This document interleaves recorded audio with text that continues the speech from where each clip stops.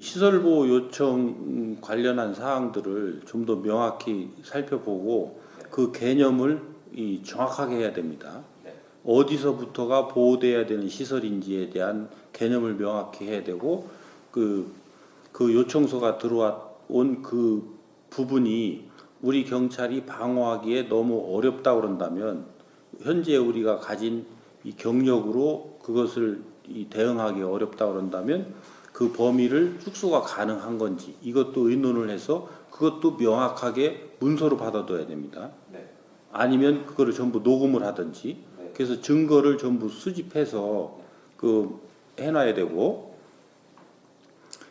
기본적으로 집회는 이 경찰이 함부로 해서 안 되는 영역이 있고 또 그 집회를 개최하는 주최 측에서 함부로 해서도 안 되는 부분이 있어요. 그것의 경계선이 집회의 허용선인 거예요. 집회 허용 지역이라고. 그 지역을 이탈해서 집회를 할 때에는 그에 따른 양 당사자 그리고 그 허용을 해줄 수 있는 우리 경찰 이런 것들의 이 종합적인 판단을 거쳐서 합의에 의해서 한 것인지 일방에 의해서 침탈된 것인지를 봐야 됩니다. 그래서 그것을 나타내는 경계선이 폴리스 라인인 거예요. 어떠한 이 집회라도 그 집회를 관리할 때는 폴리스 라인을 반드시 쳐야 되는 겁니다. 폴리스 라인은 분필로 선을 그어서 이것이 폴리스 라인이니까 여기에 넘어오면 안 된다라고 하는 것도 폴리스 라인입니다. 유무형의 가시적이거나 가시적이지 않거나 상대가 명확하게 인식할 수 있도록 경계를 정하고 그 경계를 선포하고 인식시켰다면 그게 폴리스 라인인 거예요. 그러니까 그 폴리스 라인을 침해하는 순간 경찰의 물리력이 작동할 수 있는 권한이 경찰한테는 생기고 그 사람들한테는 경찰의 물리력 행사를 수인할 수 있는 수인 의무가 생기는 거예요. 그래서 경찰은 거기에 따른 상응한 조치를 해나가야 되는데 이것을 즉각적이고 강력한 방법으로 하느냐 시간을 가지고 유연하게 하느냐라고 하는 부분은 그 현장 상황을 봐가면서 현장 지휘관이 판단해야 되는 문제예요. 무슨 얘기인지 아시겠죠? 그렇게 해서 그 부분에 대한 것들을 잘 결정을 하시고 또 앞으로 어떤 민원성 집회라도 민원 상대 당사자들 간에 문제의 해결점을 찾아나가는 긴박하고 중차대한 이런 이 법익 침해를 방어하고 보호해 줌으로써 서로 간에 그 안정을 찾고 그 시간을 벌어주는 일을 경찰이 하는 것이지 그 문제 자체를 해결하는 것이 경찰의 일이 아니라는 거예요. 그러니까 그렇게 해서 우리가 시간을 확보해 주고 그 공간의 안전을 확보하는 동안 그 당사자들 간에 대화를 할 수 있고 해결점을 찾아가는 노력을 할 수 있도록 하는 부분에 우리 이제 실질적으로는 지금 정보경찰들이 하고 있는데 그게 대화경찰이 됐든 정보경찰이 됐든 그 지역 관서장이 됐든 그것을 역할을 해내야 되는 겁니다. 그렇게 해서 두세 차례 그렇게 했음에도 불구하고 적극적으로 나서지 않는 시설주에게는 더 이상 이 시설 보호를 할 의미를 우리가 상실했음을 통지하고 추후 그런 노력을 하지 않는 거에 대해서는 더 이상 경찰이 시설 보호에 나설 의무가 없다라는 것도 고지를 해서 그런 시설주들이 적극적으로 그런 대화의 창구에 나올 수 있도록 하는 이런 것도 우리가 강구를 해야 되는데 이런 부분들에 대한 이 경찰 활동이 세밀하게 이루어지지 않다 보니까 이거에 대한 지금 우리가 이 축적된 게 적어서 현장에 있는 경찰관들이 활동하는데 이 능동적이고 주체적으로 할 수 있는 부분이 많이 제약되고 있는 거예요.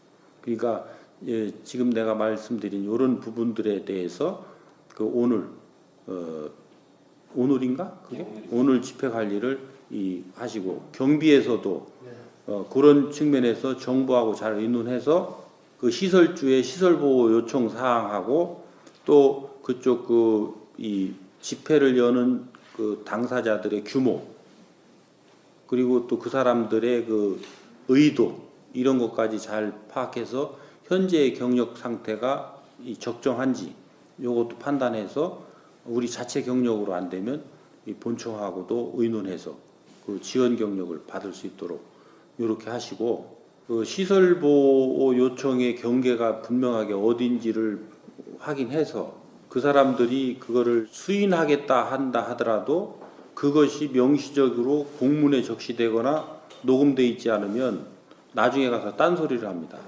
그리고 시설 보호 요청이 들어온 이상은 그 집회 관리 구역 밖으로 그리고 우리가 보호해야 될 시설 쪽으로 경력을 노출 배치하는 게 맞아요.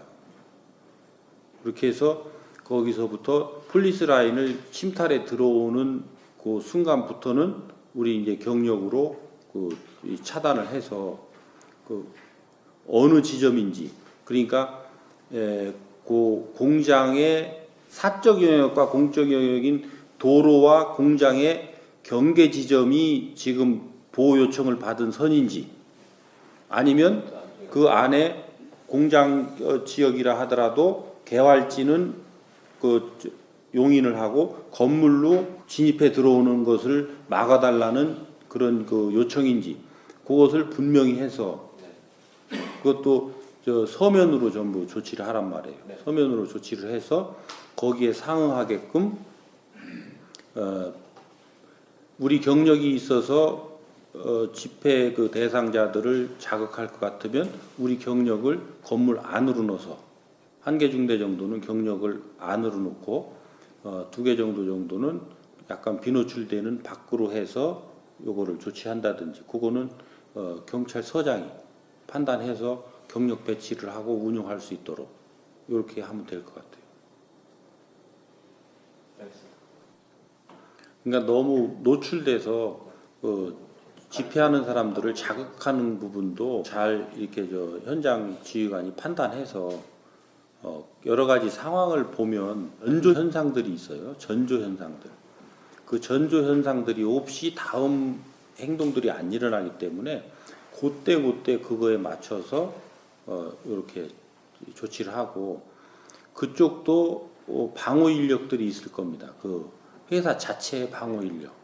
그래서 1단계의 그 저지라든지 이런 거는 회사의 방어 인력하고 우리 그 태안서의 사법 그 형사라든지 이런 요원들 여기에서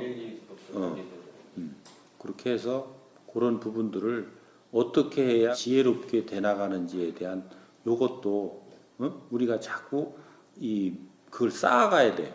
막 그동안 우리는 일률적으로 뭔가를 막 틀어막고 이렇게 하는 데에 익숙해져 있다 보니까 그런 이 초동 대응에 대한 조금 디테일하고 정확한 이런 대응들이 많이 지금 쌓여있지 않고 그거에 대한 판단 결정을 하는 부분에 지휘관들이 익숙해져 있질 않아요. 그러니까 그런 부분들을 같이 보완해 주는데 한 3개장 정도를 파견을 하는 게 낫겠어. 그러니까 그 사람들은 임무가 거기를 돕는 것만이 임무가 아니라 이 현장 지휘관들의 지휘 행태, 그 다음에 각각의 우리 그 경력 요소의 동원과 활용, 그거에 따른 시위하는 사람들의 행동과 경찰의 대응 관련한 요 부분을 주로 관찰하란 말이야. 요 부분을. 그래서 이게 지금 어떤 식이냐면 내가 지난번에 여기 오면서 기자들한테 얘기했던 경찰권 발동의 근거와 한계에 대한 지금 우리가 이 논의가 필요하고 그거에 대한 재정립이 필요하다고 하는 이 시점들이 이런 부분들이에요. 어떤 현상들이 지금 발생했을 때 과거에는 당연히 경찰권이 개입해야 된다고 인식됐을 때가 있고 또 어떤 때가는 경찰권이 개입하면 안 된다고 할 때가 있었는데 지금은 이것들이 왔다 갔다 하고 그 상황에 따라서 달라지는데 그게 정말로 상황이 그 같은 부분인데 우리가 대응이 달랐던 건지, 상황이 다른데 대응을 같이 한 건지, 상황이 다른 거에 따라서 우리가 정말로 그 상황에 맞게끔 대응을 한 건지, 이거에 대한 조사가 전혀 없어요. 이거에 대한 데이터가 없는 거예요. 그래서 헤매는 거라고. 그러니까 경찰서에서는 1년 가야 한두 번 그것이 일어날까 말까 하니까 경찰서에서는 그 노하우가 쌓일 일이 없어요. 그래서 경비라든지 정보는 앞으로 요거를 하는 연구경찰을 만들어야 돼. 현장에 가서 요거를 조사하고 요거를 살피는 경찰. 실질적으로는 청문이 그 역할을 해야 되는데 청문은 잘못된 거를 가서 그놈들 처벌하는 것만 쳐다보지 요런 것들을 안 본단 말이에요. 그래서 우리 경찰이 계속 어려움을 겪는 거예요. 그러니까 필요하다 그러면 청문도 같이 가서 그런 것들을 한 3명 정도가 가면 그런 것들의 관점을 좀 더 잘 관찰할 수가 있으니까 이런 것들을 좀 해서 연구를 잘 해오도록. 시설보호 요청은 어떤 근거에 의해서 하나? 법적 근거 좀 찾아봐. 시설보호 요청을 받았을 때 경찰이 어떤 의무가 발생하는지에 대한 그걸 연구를 해야지. 왜 이게 판단이 중요하냐면 그 시설보호 요청이 건조물에 대한 손괴에까지 이른다고 그런다면 예를 들어서 이 돌이라든지 그게 지금 유리 건물이면 그 우리 청처럼 유리 건물이면 돌 투척거리 밖으로 해놔야 되는 거예요. 그렇잖아. 돌 투척거리 안으로 방치해놨다가 그 건조물에 손괴를 입으면 우리 경찰한테 그 손실보상 내지는 손해배상 청구를 시설주들이 할 때 우리가 그거는 지금 당해야 되게 돼 있는 거라니까. 그러니까 이런 것들에 대한 법적 검토라든지 연구를 하나도 안 해둔 거야. 지금 경비서도 그거 안 했지. 그러니까 그냥 과거 경험으로 자꾸 얘기하지 말고 우리는 과거 경험으로 얘기하려면 나도 여기서 뭐 몇십 분 얘기할 수 있어. 그러니까 경험은 하나도 안 중요해요. 현재 상태에 우리가 법적 근거가 있는 일이냐 없는 일이냐, 아니면 법적 근거는 없어도 위험 발생 방지라고 하는 경찰의 그 경찰관 직무집행법상의 그 일반적 수권 조항에 의한 상대의 요청에 의해서 우리가 발생되는 의무냐. 그러면 우리가 상대의 요청에 의해서 경찰권이 발동함에 따라서 우리가 의무를 부과할 수가 있어요. 그게 지금 우리가 지금 저 경비과장이 얘기한 그런 얘기야. 조건부로 너희들이 어떤 지역 부분은 너희들이 자체적으로 요렇게 해라. 그래서 요 범위를 넘어간 부분은 경찰력을 어떻게 지원하고 어떻게 보완해 주겠다.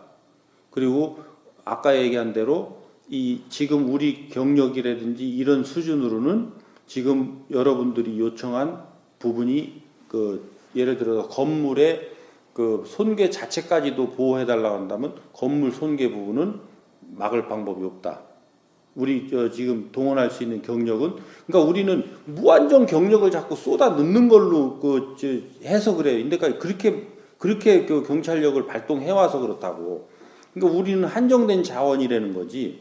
그래서 금일 우리가 동원할 수 있는 경력이 3개 중대라고 한다면 3개 중대 경력으로 우리가 한다면 요 부분은 할 수가 있다.